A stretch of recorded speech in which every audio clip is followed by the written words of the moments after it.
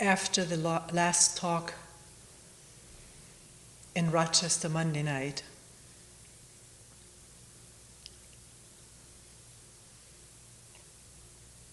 which was based on having watched together here in Springwater with some people a video recording of a conference on evil that took place in Texas. After that talk, quite a number of questions came up by people afterwards who saw me afterwards. And at that time I thought I would have just a continuing talk on this today. But many other things are always happening, so we will just maybe refer to this here and there, I don't know yet. But it is very good if things have been stirred up, need to be clarified, or things added to come and talk about it, so that a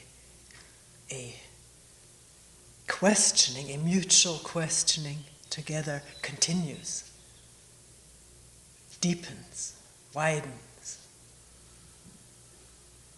With that, the mind becomes attentive to look and wonder, observe in our daily moments of acting and interrelating what the meaning is of these questions. Evil, good.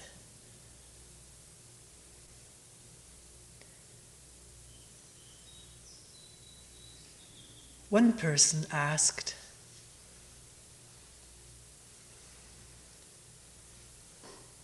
"What do you mean when you say to see what is? What does that really mean, to see clearly what is?"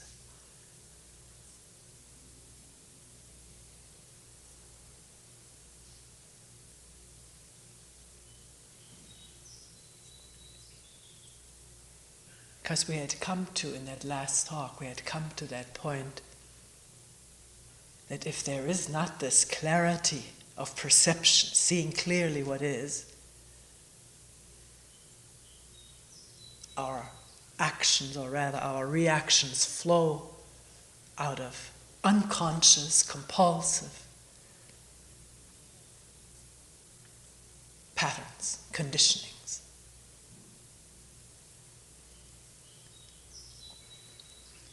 And with that, evil is done. Although we said we don't like this word evil.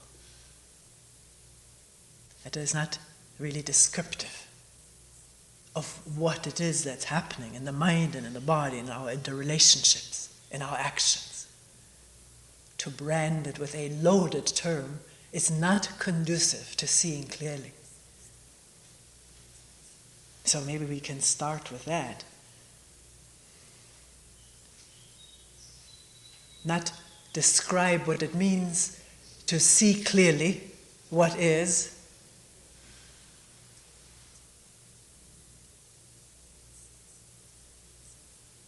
but to look at the impediments which prevent this clearly seeing what is.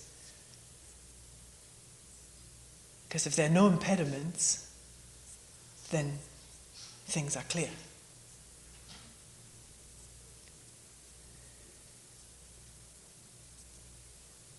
So, just since we mentioned this right now, if there is a deeply lodged idea of what is evil, sinful, having learned this, being told this, often through punishment of certain things that one did, this pattern deeply grips the mind. Not just what is evil, but one's attitude toward it. If one has been punished for doing certain things, a child comes to the point where it will reject these thoughts and actions in itself. in himself, herself, or else rebel and carry them on. But very often there is a rejection, a denial of this in oneself. And what one denies in oneself as existing or coming up, being triggerable, what one denies in oneself, one cannot tolerate in someone else.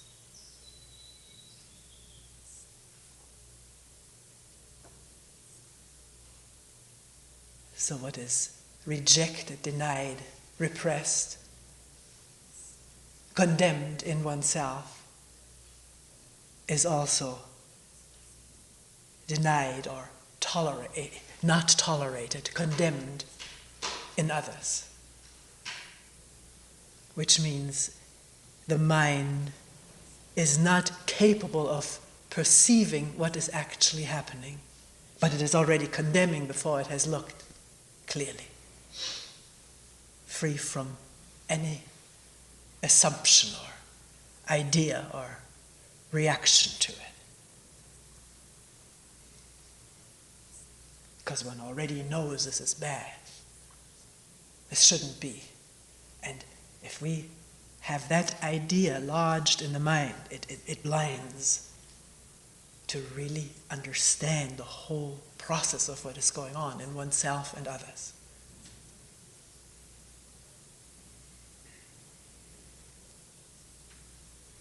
So can one be aware of all of one's processes of denial, condemnation, rejection of actions in oneself and others. Neutrally aware of it, objectively, factually aware of it, is that humanly possible?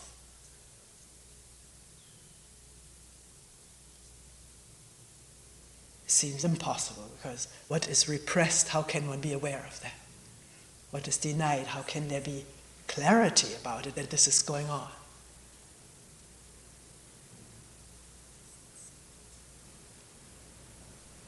And yet,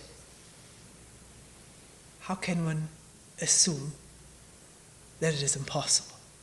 If one does, that prevents any further looking, doesn't it? Any further sensitizing.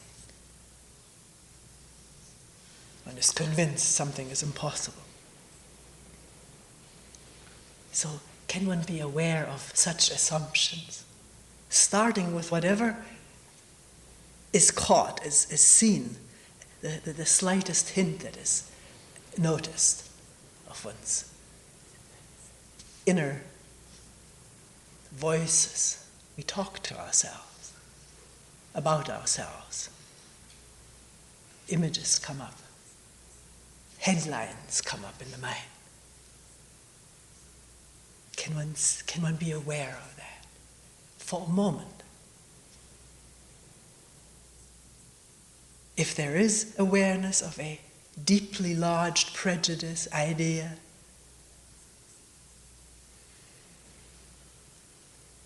then at that moment of awareness, that cannot function with its usual strength and power, because there's awareness of it.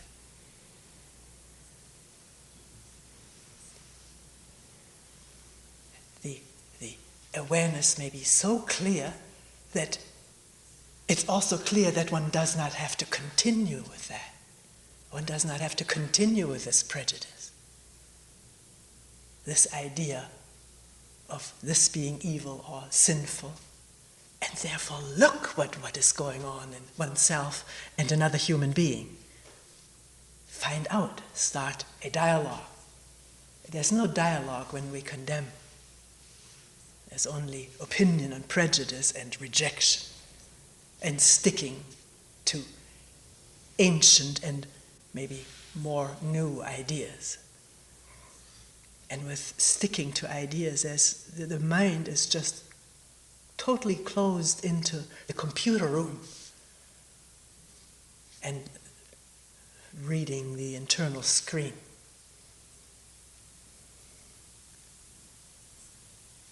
no touch with the whole inside and outside world as it is, not as it is recorded and remembered and read on the inner screen. Do you get a feeling for what is being said by looking?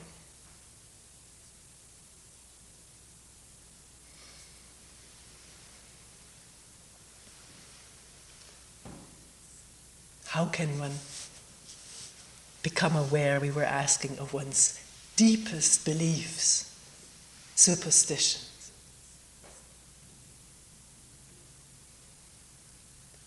One may be so attached to them that one doesn't want to look, for fear of what will happen if I lose what is the mainstay of my existence, my beliefs.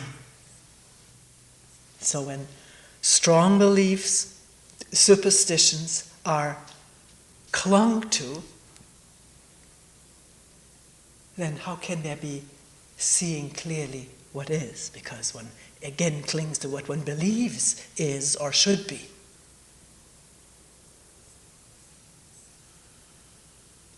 According to a holy book or scriptures, teachings, and what has been inculcated into us as belief that is so hard to discern that it is really a deeply lodged belief, untested.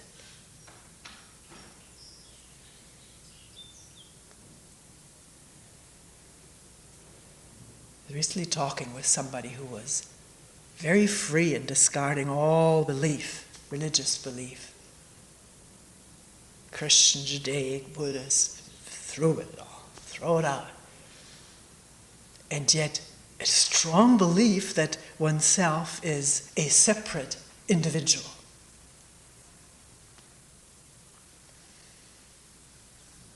Not so much propagating this belief, but all of one's actions come out of that feeling of being a separate me that needs to maintain itself, enhance itself, confirm itself, be confirmed by others, approved of,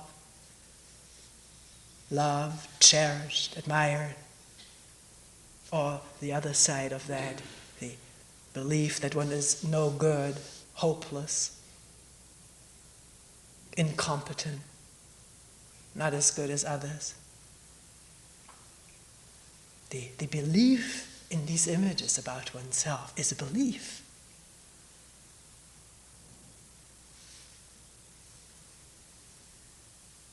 On which one acts unconsciously all the time. And with that belief in operation, in being a separate entity, individual being, how can one see clearly? Everything one looks or perceives is colored in terms of what will it do for me? Where do I get in there? One doesn't put it as bluntly as, but this is how the mind operates, the body. Seeing things, people in terms of one's own needs, desires, fears, wants. Do you see that? How can one see another human being as he, she is right now when one is afraid of people, has hatred for people, or wants to impress people, wants that person to like one, approve of one?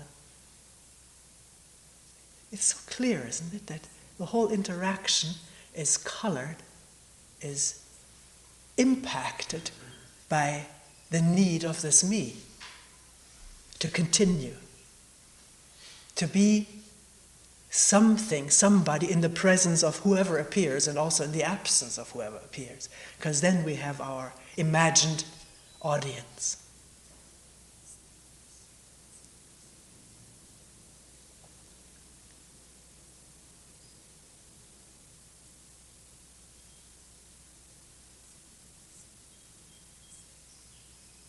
The belief in the separateness of oneself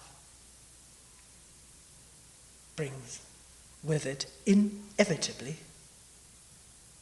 the fear of this not continuing, this me, the separate me, fear of death, fear of insecurity. Do you see that? This is inevitable.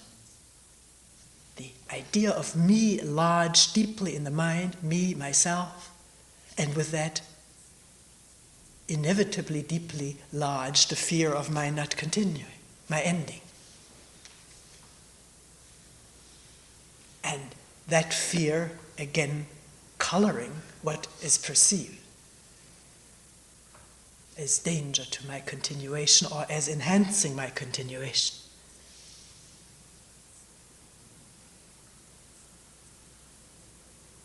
Protecting my continuation, assuring it, guaranteeing it. And with that, the attachment to more beliefs about what will protect me. So I will not need to feel insecure or in danger.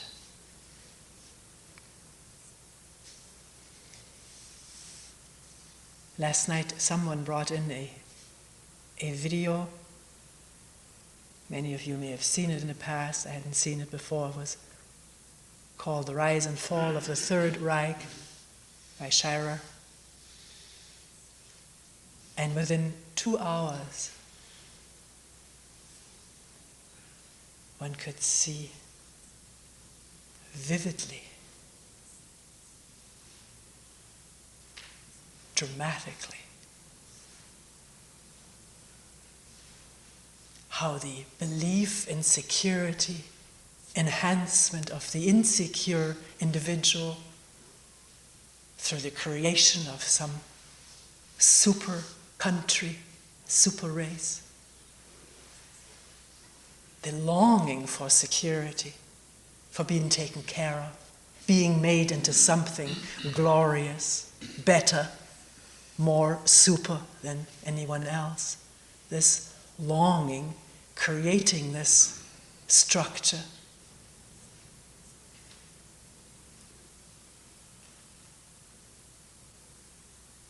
And the temporary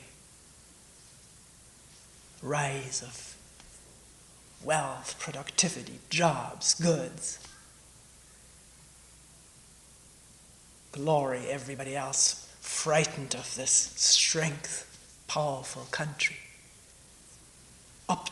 Seemingly optimum security, not for all in there, because with making some secure, there always has to be a scapegoating, a victim on which all what one cannot accept in oneself, all the negative, shady things can be projected.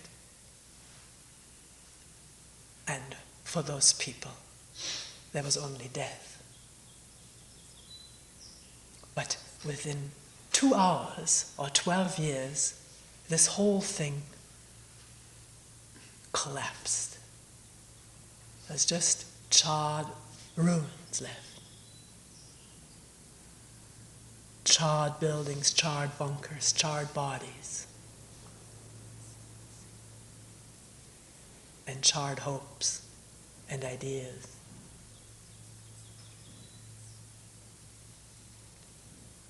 So where one had sought security in belief, in following, in conforming, in going along,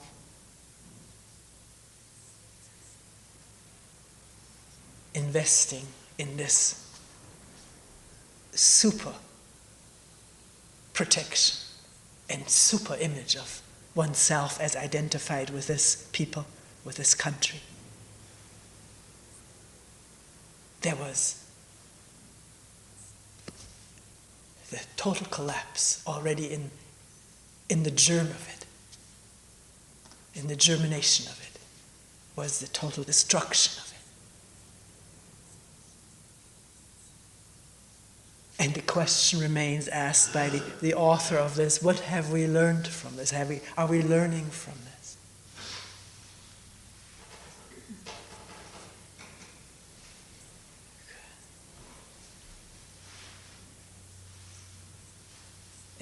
In the show that we saw last week, which brought about the talk last Monday, there was this man who had this agony of conflict within him, whether because he did fight the Germans, he felt it had to be stopped, all of this evil, and yet realizing that what was the weapons that were used by the American forces, wrought such evil in themselves, decapitating people, all the horror of weaponry.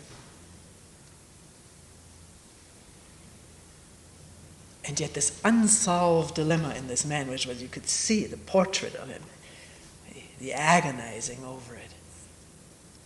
I myself committed evil, committed murder, knowingly,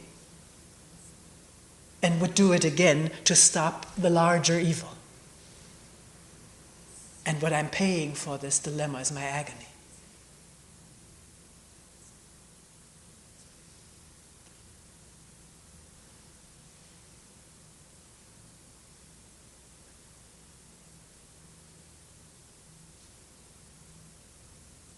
He feels, even today and last fall in Texas, that this was necessary to stop evil. But in looking around the world, let's not say evil, let's say violence and war, terrorism, attack and revenge and more revenge and more revenge. It hasn't stopped at all, has it?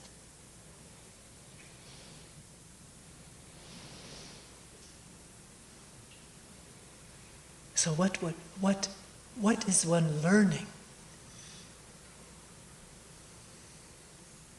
Not just about what one thinks is the world out there with its insoluble problems, but about oneself, from moment to moment.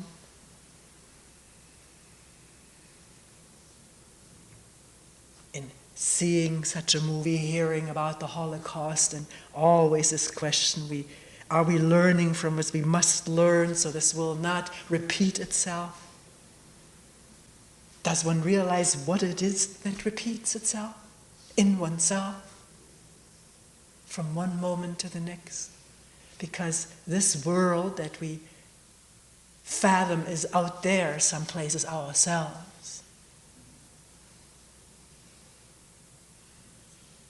The structures that are built up in the world of defense and attack, giving security, giving land to my people.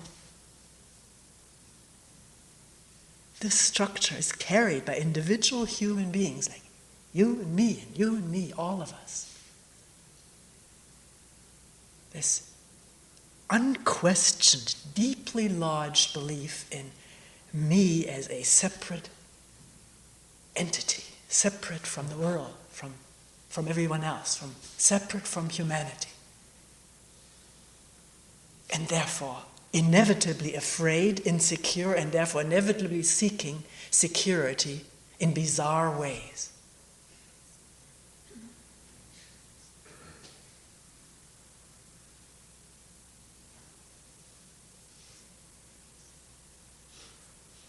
Claiming land for myself, for my needs, and of course myself becomes my people.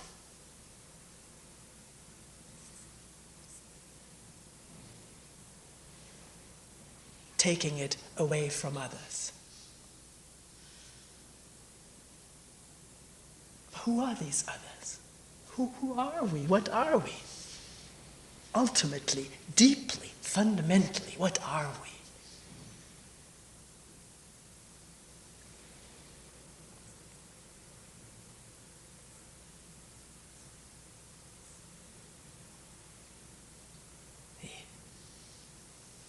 impulses, our needs, wants, fears, hopes, desires, they cross-cut through all humanity. It's the same everywhere. Is this a fine statement, or does one see that this is so?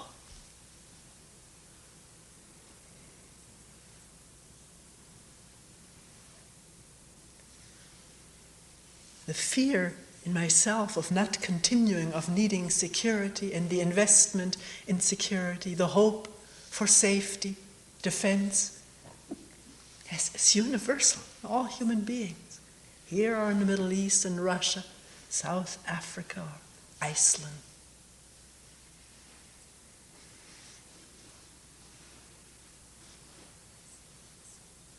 It's in all human beings. We are totally involved, all of us, in the same consciousness. This same consciousness is me, is us. Do you see that? If you don't see it, don't discard the question as too hard for me to understand, but wonder about it and watch as you meet your neighbor, your friend, your daughter, husband, person you work with, the children, and you watch the screen, the television screen and the news.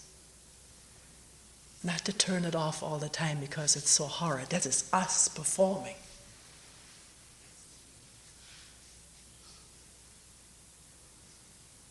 And if the mind is open and doesn't reject and condemn in oneself, then one sees one's mirror image.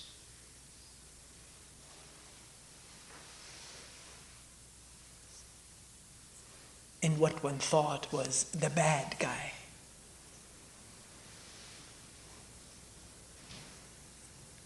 Not that all of this may be manifest in oneself, but it's there potentially, and the hints are there.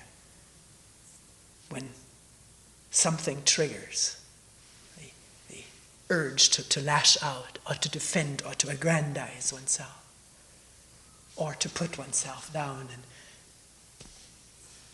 humiliate oneself.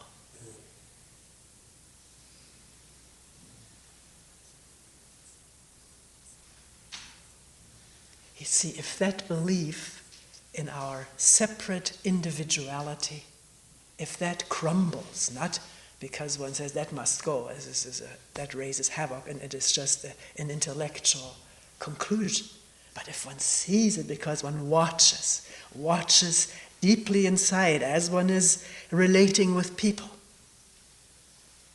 one's defensiveness or aggressiveness, one's fear of what the other person has said or the hurt, and then storing up the grudge, trying to pay back at the appropriate time. They're not all done deliberately. A lot of this is automatic, but it's observable nonetheless.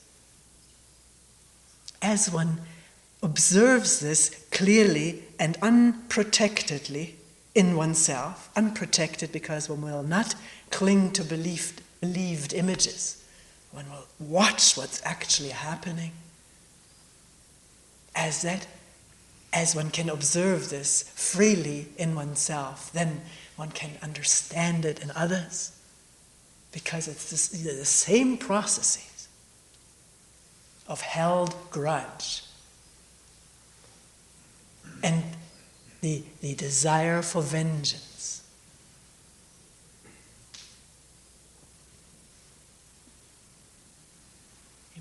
The word may sound so horrid that, and one has an image, I'm not an avenging sort of a person.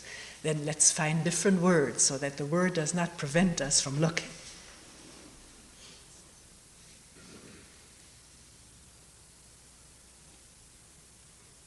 In the conference on evil, one person who was an expert on the Holocaust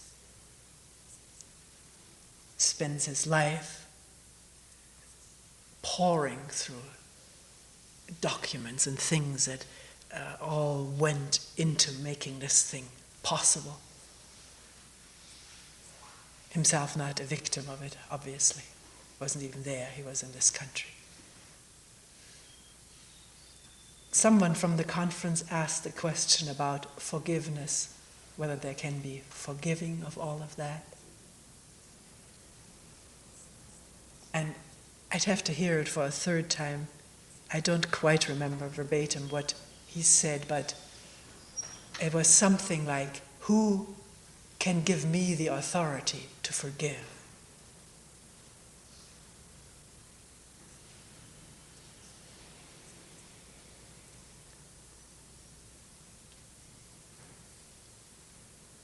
We can put a simpler question.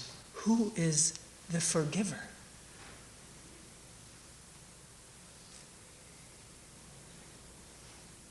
As long as there is this belief in being a separate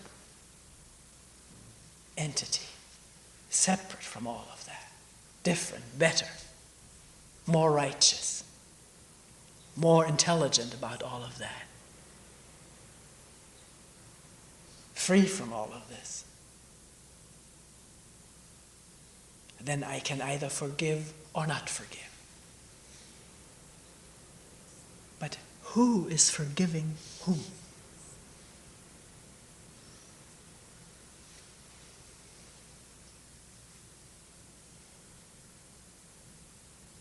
During the conference, there was a time, may have been a break in the patio there.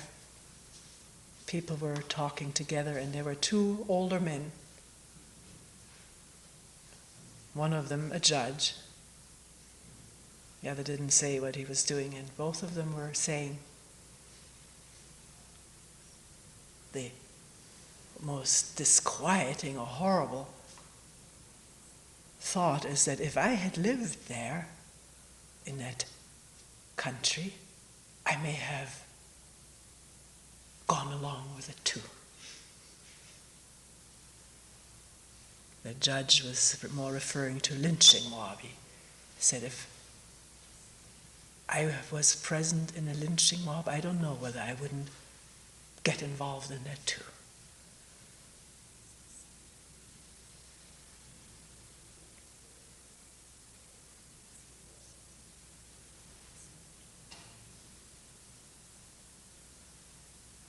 So in bearing a grudge or a deep hurt over what has been done to all of us, all of our life, we've been hurt, particularly as little children. Not one of us here who hasn't been hurt as a child. Not one parent in this universe who hasn't been hurt as a child or a grandparent.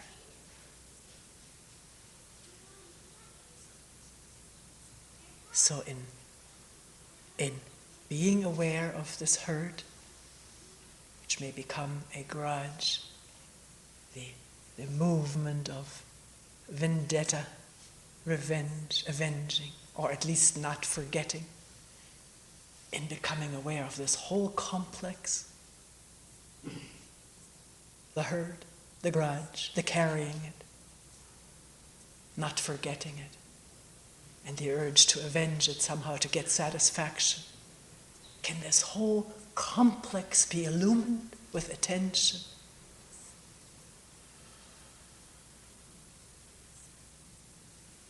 In which there is no need to do anything. Just this irradiation with awareness of what is going on in a human being. Not just me and mine, it's a human being looking at herself or himself.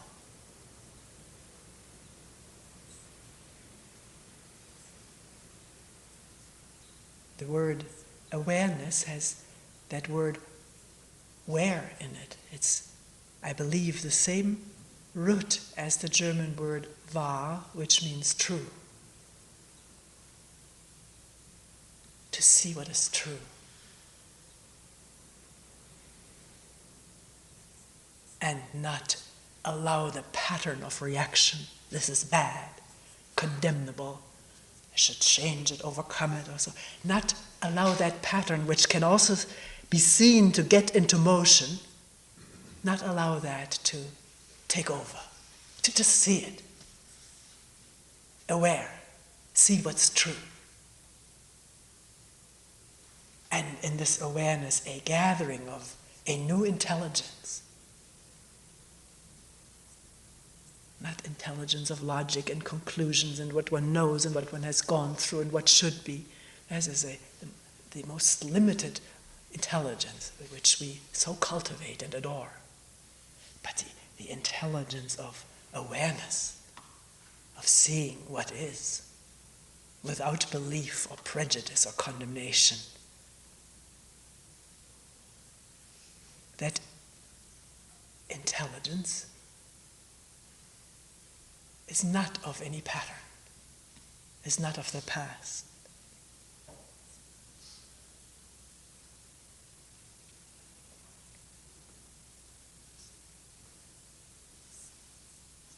In that there is a dissolution of the complex, of the patterns of the past, when they're seen as true, as being so. And no feeling of division from all of that.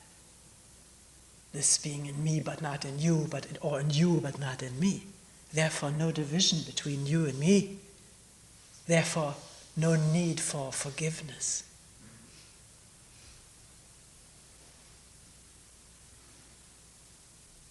Compassion is not forgiveness. Forgiveness means I forgive you. It establishes me in a position.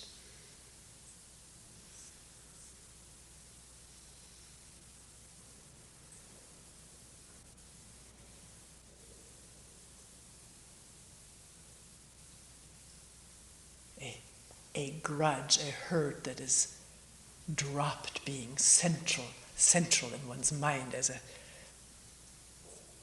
producer of emotions and reactions. A grudge that is dropped does not demand apology or forgiveness. It just drops and makes space for love and intelligence. And this understanding of no division in this human consciousness. Understanding how we come by our patterns. One can watch little children, how we drill it into them, how it is drilled into them, and how they bring some of it with them. My toy, my this or that. I don't know whether this is learned. It's hard to tell, because we're all so possessed with this mine and yours that it's in the air in which the child is born. And yet, that brain may already have that pattern in there. My pad certainly comes to us from our animal inheritance, my territory. My den, my space.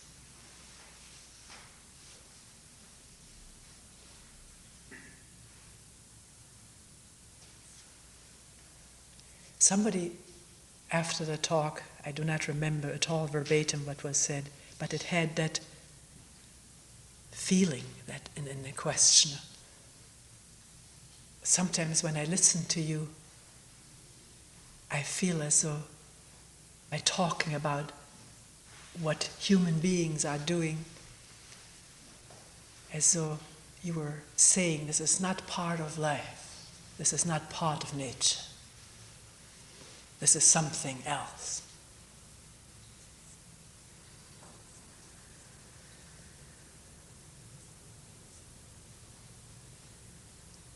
If a question like this is raised, let's look at it. Not immediately have an opinion. It is so, it isn't so. Because of the way one wants to feel or make the other person feel better or so. But look.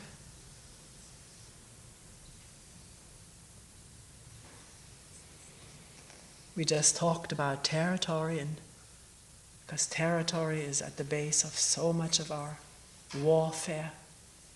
Get more land, protect one's land, loot other people's land. Get one's native land back from the others. And of course the ever-increasing arsenal of weapons that is used for it. Allies enlisted.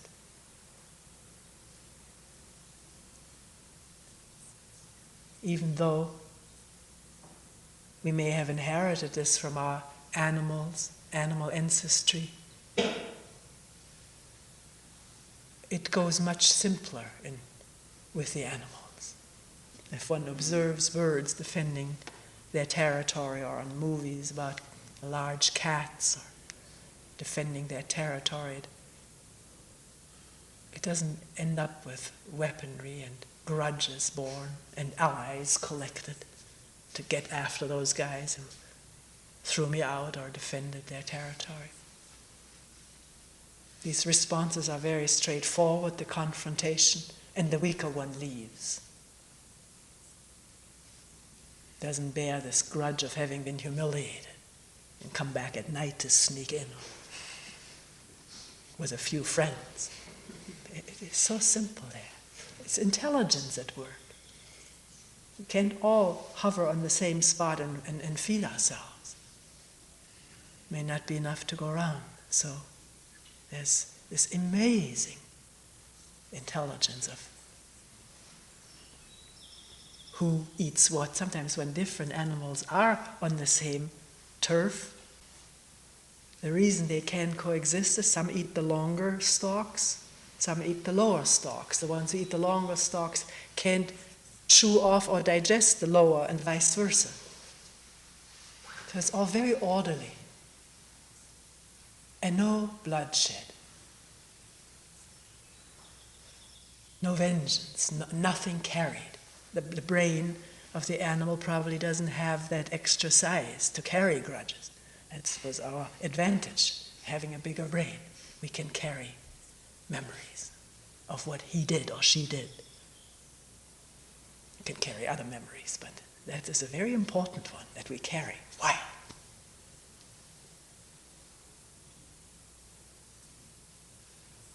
It's a good question, isn't it? Why do we do that? Until we ask it, we do it. And we act out of that. I will never forget what you did. That hurt will remain with me. And we say it with such drama. Self is in there too, the image of oneself. Maintaining itself and its possessions, the grudges being also its possessions. It's so foolish, isn't it? And so destructive. Not just of the other once our vengeance hits the other, but of oneself.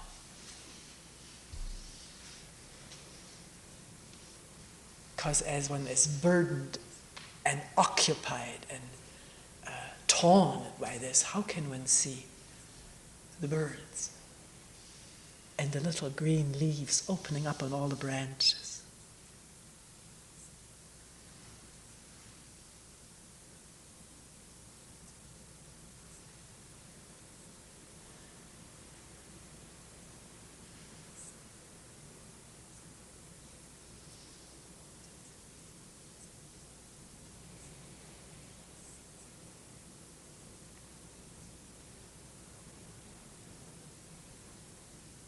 That's what somebody said. He said, you so often refer to the beauty of the woods. At that time, this was still the swelling of the buds. They hadn't opened yet, but there was something pulsating there. Color was intense of the branches. All the maple syrup in it. And the person said, today I'm so depressed. I can't see and I could care less about those branches. One understands that, doesn't one? One can get so spun into this net of thought and feeling and emotion, and all about me and how good or mostly how miserable or unfortunate or no good I am. And then there's no energy left. It's all one big cocoon. without windows.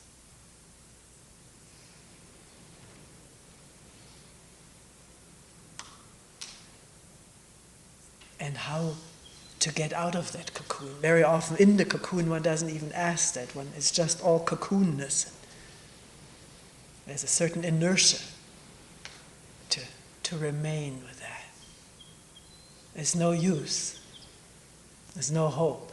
All these thoughts, you see that these are thoughts and images which affect this whole body, produce all kinds of physical, organic, glandular effects. One thought can set this whole organism awry into disharmony. One thought.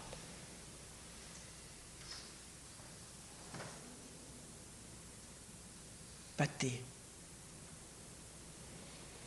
amazing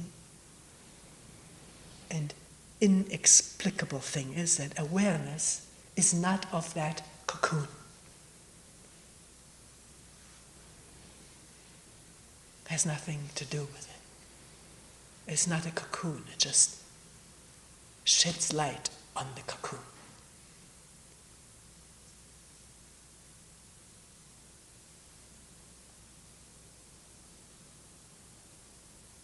And it comes when within one's entanglements one begins to wonder whether this has to go on like that, what it is.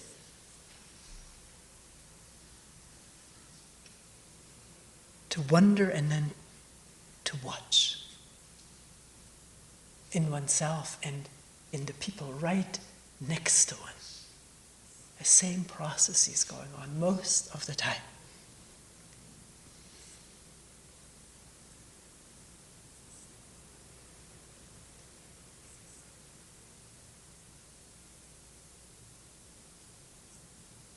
And it is true, nothing has to continue. Not even oneself.